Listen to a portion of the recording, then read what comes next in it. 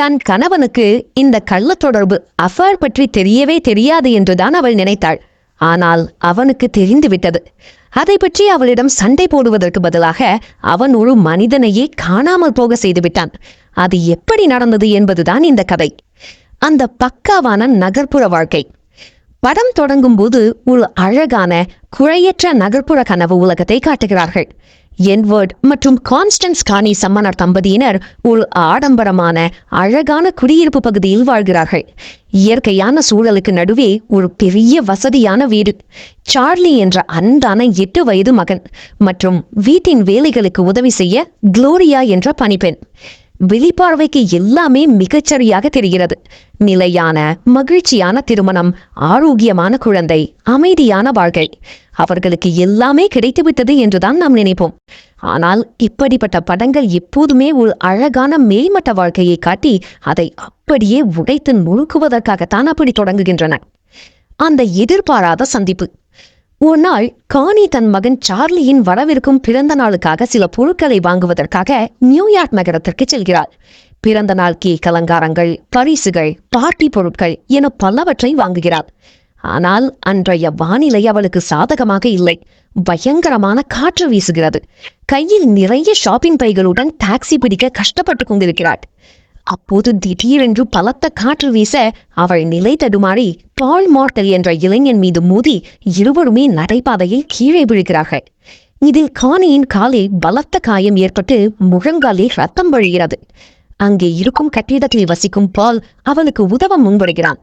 ரத்தம் வழியும் காலோடு நியூயார்க் வீதிகளில் நடப்பதை விட அவன் உதவியை ஏற்பதே சரி என நினைத்து அவளும் சம்மதிக்கிறாள். கானியின் மனதில் விழுந்த பொறி. பாலின் அடுக்குமாடி குடியிருப்பு சாதாரணமான ஒன்றல்ல. அவன் ஒரு பழைய புத்தக வியாபாரி, புக் டீலர். அவனுடைய வீடு முழுக்க புத்தகங்களால் நிரம்பியிருக்கிறது. அது ஒரு கலை நயமிக்க மர்மமான சூழலை தருகிறது. பால் 27 வயதுடைய நல்ல உடற்கட்டுள்ள பிரெஞ்சு மொழி பேசும் ஐரோப்பிய அழகும் தன்னம்பிக்கையும் கொண்ட ஒரு வாலிபன். சுருக்கமாக சொன்னால் எப்பொழுதும் பங்குச்சந்தை இழப்புகளை பற்றியே பேசும் கானியின் கணவன் எட்வர்டிற்கு முற்றிலும் எதிரானவன். பால் கானியின் காயத்தை சுத்தம் செய்து ஐஸ் வைக்கும் போது அவளுடைய கையின் மீது தன் கையை வைக்கிறான். அவள் ஒரு குட்டையான பாவாடை அணிந்திருக்கிறாள். அங்கே ஒரு மெல்லிய ஈர்ப்பு உருவாவதை நம்மால் உணர முடிகிறது. அங்கிருந்து கிளம்பும் போது கானி தன் முழு பெயரை கூறாமல் வெறும் கானி என்று மட்டும் சொல்லிவிட்டு விலகி இருக்க முயல்கிறாள்.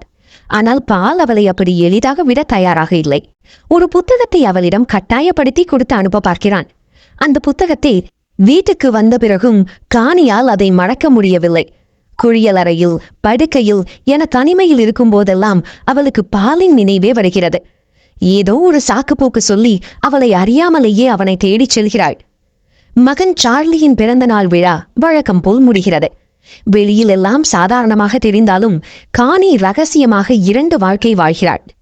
ஒரு நாள் கானியும் பாலும் ஒரு சிறிய உணவகத்தில் மதிய உணவு சாப்பிடும் போது எட்வர்டின் அலுவலக ஊழியரான பில் என்பவன் அவர்களை பார்த்து விடுகிறான்.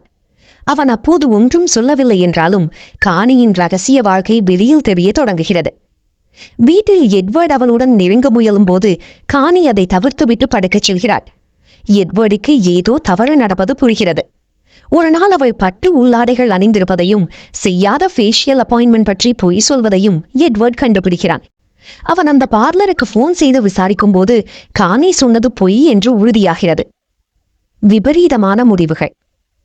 கானி ஒரு முறை பாலை சந்திக்க செல்லும் போது அவளது தோழிகள் தற்செயலாக அவளை ஒரு கஃபேவுக்கு அழைத்துச் செல்கிறார்கள். கானி பாலுக்கு போன் செய்து தோழிகளுடன் மாட்டிக்கொண்டதாக கூறுகிறாள். ஆனால் பால் நேராக அந்த கஃபேவிற்கே வந்து அவளை கழிவறைக்குள் அழைத்துச் சென்று உடல் உறவே ஈடுபடுகிறான். இது மிகவும் ஆபத்தானது என்றாலும் கானி அந்த பரவசத்தை மூழ்கி விடுகிறார். அதே நேரத்தில் எட்வர்ட் தன் அலுவலக ஊழியரான பில்லை வேலையை விட்டு நீக்குகிறார். பில் கிளம்பும் போது அலுவலக விசுவாசத்தை பற்றி கவலைப்படுவதை நிறுத்திவிட்டு உன் சொந்த வீட்டு வாழ்க்கையை கவனி என்று எட்வர்டிடம் குத்தி காட்டி பேசுகிறான். இது எட்வர்டை நிலைக்குறைய வைக்கிறது. எட்வர்ட் பிராங்க் என்ற ஒரு தனியார் துப்பறியும் நபரை வேலைக்கு வைக்கிறான். பிராங்க் கானியும் பாலும் நெருக்கமாக இருக்கும் புகைப்படங்களை எட்வர்டிடம் ஒப்படைக்கிறான். எட்வர்ட் முற்றிலும் உடைந்து போகிறான். மறுபுறம் கானி தன் வாழ்க்கையை இந்த விவகாரம் எவ்வளவு பாதிக்கிறது என்பதை உணர்கிறாள். ஒரு நாள் அவள் தன் மகனை பள்ளியிலிருந்து கூட்டி வரவே மறந்து விடுகிறாள். இந்த தப்பு தன் குடும்பத்தை அழிக்கிறது என்பதை உணர்ந்து பாலுடனான உறவை முடிக்க முடிவு செய்கிறாள். அவன் வீட்டிற்கு செல்லும் போது பால் வேறொரு பெண்ணுடன் இருப்பதை காண்கிறாள். காணிக்கு கோபமும் ஏமாற்றமும் ஏற்படுகிறது. எத்தனை பெண்களுடன் உனக்கு தொடர்பு இருக்கிறது என்று சண்டை போட்டுவிட்டு அங்கிருந்து கிளம்புகிறாள். ஆனால் பால் அவளை துரத்தி வந்து கட்டி பிடிக்கிறான். உணர்ச்சி போராட்டத்தில் காணி மீண்டும் அவனிடம் சரணடைகிறாள். ஆனால் அவளுக்கு தெரியாத ஒன்று, எட்வர்ட் ஏற்கனவே பாலின் முகவரியை கண்டுபிடித்து அங்கே வந்துவிட்டான். பாலின் வீட்டிற்குள் நுழையும் எட்வர்ட் தான் காணிக்கு அன்பளிப்பாக கொடுத்த ஸ்னோ குளோப், அதாவது பனி பொழியும் கண்ணாடி உருண்டை பொம்மை அங்கே இருப்பதை காண்கிறான். தன் குடும்பத்தின் அடையாளமான அந்த பொருள் பாலின் கையில் இருப்பதை பார்த்ததும் எட்வர்டிற்கு ஆத்திரம் தலைக்கு ஏறுகிறது. அவன் அந்த ஸ்னோ குளோபை எடுத்து பாலின் தலையில் பலமாக தாக்குகிறான். மண்டையோடு உடைந்து பால் அங்கேயே இரத்த வெள்ளத்தை இறக்கிறான். தடயங்களை அழித்தல். கொலைக்கு பிறகு எட்வர்ட் பதற்றம் அடைகிறான். பாலின் ஆன்சரிங் மெஷினை காணி இந்த உறவை இத்தோடு முடித்துக் கொள்ளலாம் என்று பேசிய ஆடியோ பதிவை எட்வர்ட் கேட்டு அதை அழிக்கிறான்.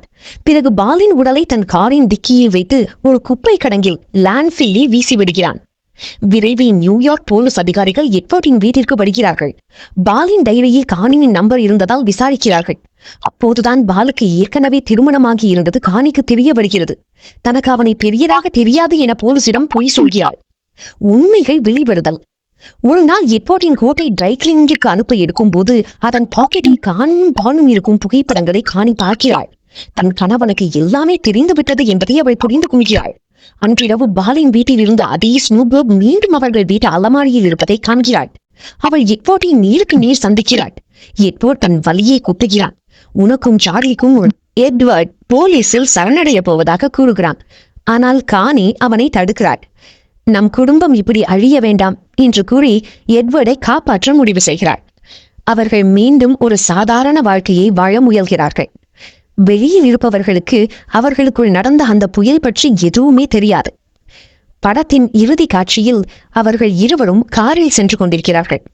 ஒரு சிக்னலில் கார் நிற்கிறது. காணி, நாம் எல்லாவற்றையும் விட்டுவிட்டு யாருக்கும் தெரியாத ஒரு புதிய இடத்திற்கு ஓடி போய்விடலாம், அங்கே பொய்களோ குற்ற உணர்ச்சியோ இருக்காது என்று கற்பனை செய்கிறாள். எட்வர்ட் அவளது கைகளை பிடித்து அது மிகவும் நன்றாக இருக்கும் என்கிறான். காணி அழத் தொடங்குகிறாள். அப்போது கேமரா பின்னோக்கி நகர்ந்து காட்டுகிறது. அவர்கள் கார் நிறுத்தியிருக்கும் அந்த சிக்னல் நேராக ஒரு போலீஸ் நிலையத்திற்கு முன்னால் இருக்கிறது. படம் அப்படியே முடிகிறது.